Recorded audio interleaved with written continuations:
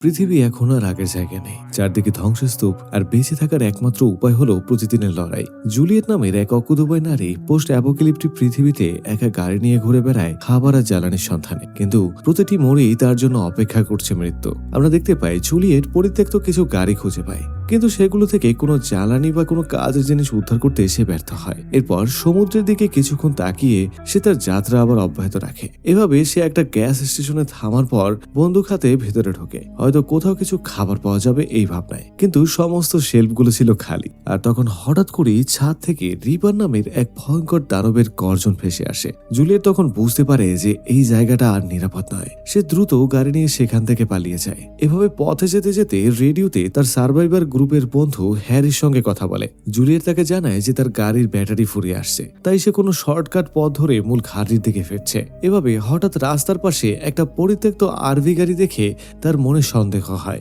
সে ভেতরে ঢুকে দেখতে পায় যে এক ব্যক্তি মারাত্মকভাবে জখম হয়ে পড়ে আছে। জুলিয়েট তখন বন্দুক তাক করে জানতে চায় যে রিপার কোথায়। তখন আহত ব্যক্তিটি জানায় যে রিপারকে সে আরভির ভেতরেই তালাবদ্ধ করে রেখেছে। আর এরপরই শুরু হয়ে যায় জীবন মরণের লড়াই। আরভির ভেতরে ঢুকে জুলিয়েট সে দানবীয় রিপারের মুখোমুখি হয়, আর গাড়িটা কাঁপতে থাকে তাদের ধস্তাধস্তিতে। কিন্তু জুলিয়েট শেষ পর্যন্ত একটা গুলির মাধ্যমে সেই রিপারকে চিরতরে শেষ করে দেয়। আর বাইরে সে দেখে লোকটি ততক্ষণে মারা গিয়েছিল।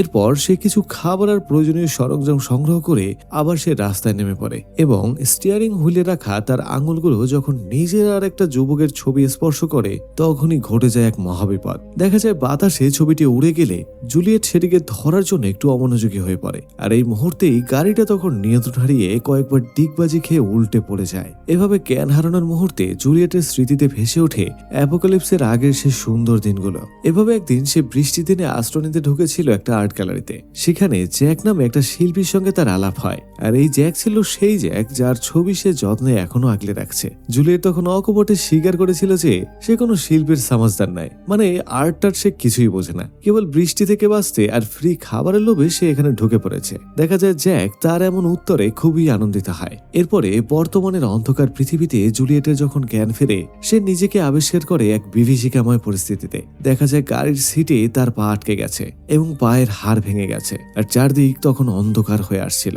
আর এখানে অন্ধকার নামা মানে রিপারদের বেরিয়ে আসার সময়। ওদিকে বন্দুকটাও নাগালের বাইরে সিট থেকে ছিটকে পড়ে গিয়েছিল। আর তখন রিপারদের গর্জনের শব্দ যত বাড়ছে জুলিয়েটের বেঁচে থাকার আশা ততটাই ক্ষীণ হয়ে আসছিল।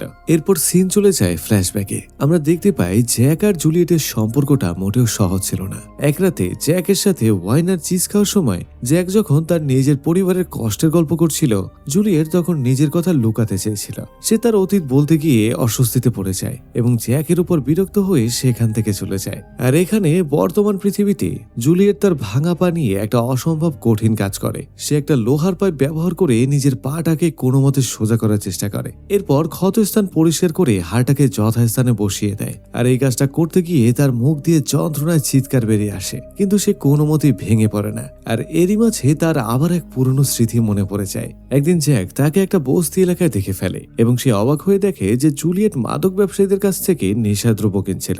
জুলিয়েট তখন তাকে অনেক অপমান করে বাড়ি থেকে বের করে দিতে চায়, কিন্তু জ্যাক কোনো মতেই দমে যাওয়ার পাত্র ছিল না। উল্টো জুলিয়েট যখন ইনজেকশন বের করে নিজের নেশার ভয়াবহ রূপটা জ্যাকের সামনে তুলে ধরে যাতে সে ভয় সেখান থেকে চলে যায়। দেখা যায় জ্যাক চলে যায় ঠিকই, কিন্তু সে আসলে জুলিয়েটকে একা ছাড়ে না। আর এদিকে বর্তমান সময়ের দিকে তাকালে দেখা যায় জুলিয়েট তার গাড়ির জিনিসপত্র দিয়ে নিজের পায়ের জন্য একটা অস্থায়ী ব্যান্ডেজ তৈরি করে। এরপর সে রেডিওটা ঠিক করার চেষ্টা করে, কিন্তু কোনো মতেই সেখান থেকে কোনো সাড়া পায় না। এরপর হঠাৎ সে রিপারের গর্জনের আওয়াজ শুনতে পায়। সে কোনো মতে হামাগুড়ি দিয়ে গাড়ি থেকে বাইরে এসে বন্দুকটা হাতে নেয় এবং গাড়ির ভিতরে আবার লুকিয়ে পড়ে। এভাবে রিপারটা যখন গাড়ির ঠিক পাশ দিয়ে হেঁটে যাচ্ছিল তখনই রেডিওটা হঠাৎ করে চালু হয়ে যায়। আর তখন আমরা হ্যারির গলা শুনতে পাই। আর এমন শব্দ শুনে রিপারটা তখন রাগে গাড়ির দিকে তেড়ে আসে, আর জুলিয়েট দ্রুত রেডিওটা গাড়ি থেকে দূরে ছুঁড়ে ফেলে দেয়। আর এটা দেখে রিপার সেটার পিছনে ছুটতে থাকে, কিন্তু মাঝপথে অন্য কোনো শব্দ শুনে সে আবার অন্যদিকে চলে যায়। আর এভাবেই জুলিয়েট সেবারের মতো মৃত্যুর হাত থেকে কোনোভাবে বেঁচে যায়।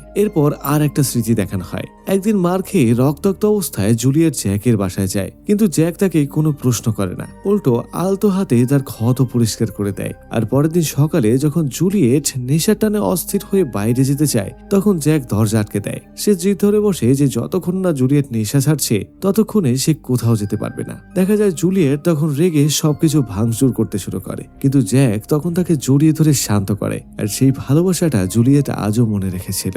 এদিকে সিন আবার প্রেজেন্টে চলে আসে। দেখা যায় জুলিয়েট অন্ধকারে আলো জ্বালানোর জন্য কয়েকটা গ্লো স্টিক ছুঁড়ে মারে, আর আশেপাশে কাউকে না দেখে সে রেডিওটা আনার জন্য গাড়ি থেকে বের হয়। আর তখনই সে একটা অদ্ভুত শব্দ শুনতে পায়। গ্লো স্টিক গুলো চারদিকে ছুটতেই তার চোখ কপালে উঠে যায়। গাড়ির ঠিক ওপারেই একটা রিপার ওত পেতে বসে আছে। এভাবে জুলিয়েট 1 সেকেন্ডও দেরি করে না, সে বন্দুক তাক করে এবং তার দিকে গুলি চালিয়ে দেয়। এভাবে রিপারটাকে গুলি করার পর জুলিয়েট দ্রুত সেই গাড়ির ভিতরে ঢুকে পড়ে, কিন্তু সেই রিপারটা অত সহজে ছাড়ার পাত্র ছিল না। সে পেছন দিক থেকে গাড়ির জানালার কাভার ছিঁড়ে ফেলে, আর এতে করে জুলিয়েট তখন ভয় পেয়ে দিশেহারা হয়ে পড়ে। কিন্তু বুদ্ধি খাটিয়ে সে হঠাৎ গাড়িটা স্টার্ট দিয়ে জোরে এক্সেলেটার চেপে দেয়, আর চাকার ঝাটকায় রিপারটা দূরে গিয়ে ছিটকে পড়ে। জুলিয়েট তখন পালানোর সুযোগ পেলেও রিপারটা গাড়ির অন্য পাশ দিয়ে ভেতরে ঢুকে পড়ে, আর জুলিয়েট ভয় পেয়ে কাঁপতে কাঁপতে আবারও তখন গুলি চালায়। এতে করে রিপারটা তখন ভয় পেয়ে পালিয়ে যায়, কিন্তু জুলিয়েটের হাত এখন এতটাই কাঁপছে যে তার পক্ষে আর স্থির থাকা সম্ভব হচ্ছিল না। এরই মাঝে আমরা আবারও ফ্ল্যাশব্যাকে চলে যাই। জ্যাক আর জুলিয়েট একটা নতুন বাড়িতে উঠেছিল। জ্যাক খুব উৎসাহ নিয়ে তাদের ভবিষ্যৎ সন্তানের জন্য এই ঘরটি সাজিয়েছিল, কিন্তু সেই কথা শুনে জুলিয়েট কেমন যেন অস্বস্তিতে পড়ে যায়। জ্যাকের ভালোবাসার জবাবে জুলিয়েট তাকে বলেছিল, তুমি তো জানোই আমি তোমাকে ভালোবাসি, যদিও তার মনে তখন অন্য একটা চাপা ভয় কাজ করছিল। এভাবে প্রেজেন্টে রেডিওটা কোনো মতে মেরামত করে জুলিয়েট হ্যারির সঙ্গে যোগাযোগ করে। হ্যারি তাকে একটা বিকন বা সংকেত পাঠানোর যন্ত্রের কথা বলে। জুলিয়েট গাড়ির ভিতরেই সেটা খুঁজে পেয়ে যায় এবং তার নিয়মাবলী পড়ে সেটাকে চালু করার চেষ্টা করে, এবং এই সিগন্যাল পাঠানোর সময় তার মনে পড়ে যায় সেই দুঃখের দিনটার কথা যখন তাদের সন্তান প্রসব করার সময় মারা গিয়েছিল। দেখা যায় শূন্য ঘর আর নিষ্প্রাণ সেই সময়টা তাদের সম্পর্ককে ভেতর থেকে ভেঙে চুরমার করে দিয়েছিল।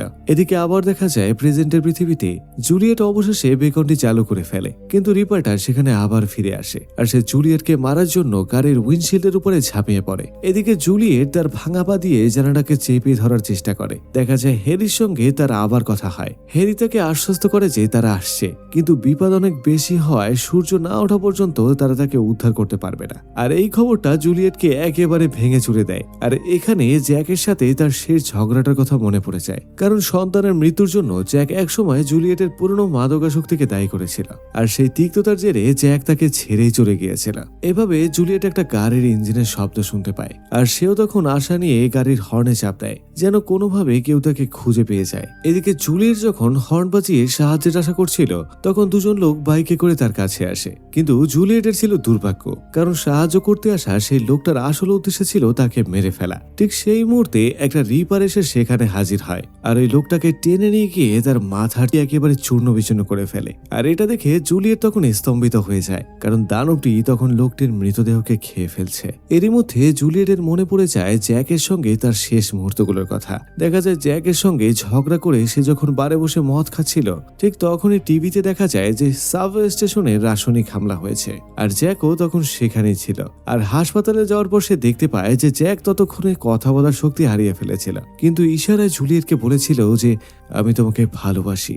জুলিয়েটও প্রথমবারের মতো তাকে বলেছিল আমিও তোমাকে ভালোবাসি। দেখা যায় জ্যাক তাকে কথা দিয়েছিল যে সে কোনো মতেই হার মানবে না, আর প্রেজেন্টে সে সেই কথা মনে করেই আত্মহত্যা করার চিন্তা বাদ দিয়ে দেয়। সে নিজের সাথে থাকা পেট্রোল আর ফ্লেয়ার গান নিয়ে গাড়ি থেকে বেরিয়ে আসে, আর সে রিপারকে লোভ দেখিয়ে একটা বিশাল বিস্ফোরণ ঘটায়। দেখা যায় রিপারটা আহত হলেও সেখান থেকে পালিয়ে যায়, আর এরপর তাদের মধ্যে চলে একটা ভয়ঙ্কর জীবন মরণ লড়াই। রিপারটা জুলিয়েটকে টেনে হিঁচড়ে গাড়ি থেকে বাইরে বের করে দেয়, কিন্তু জুলিয়েট তখন হার মানে না। সে দুবার গুলি করে রিপারটাকে মাটিতে ফেলে দেয়, আর এরপর দেখা যায় ভোরে সূর্য ওঠে। রিপারটা এখনো বেঁচে আছে এবং নড়াচড়া করছে, কিন্তু জুলিয়েটের বন্দুকের গুলি ততক্ষণে শেষ হয়ে গিয়েছিল। দেখা যায় রিপারটা তার উপরে উঠে আসে, কিন্তু সে আক্রমণ করার বদলে খুব আলতো করে জুলিয়েটের মুখে স্পর্শ করে। জুলিয়েট তখন সাথে সাথে শিউরে ওঠে। আসলে এই রিপারটি অন্য কেউ নয়, সে হলো তারই প্রেমিক, তার হাজবেন্ড জ্যাক। তো জ্যাকের সেই হাতের ছোঁয়া আর চোখের দৃষ্টি তাকে মনে করিয়ে দেয় সেই প্রথম দিনের কথা, যখন আর্ট গ্যালারিতে জ্যাক তাকে বলেছিল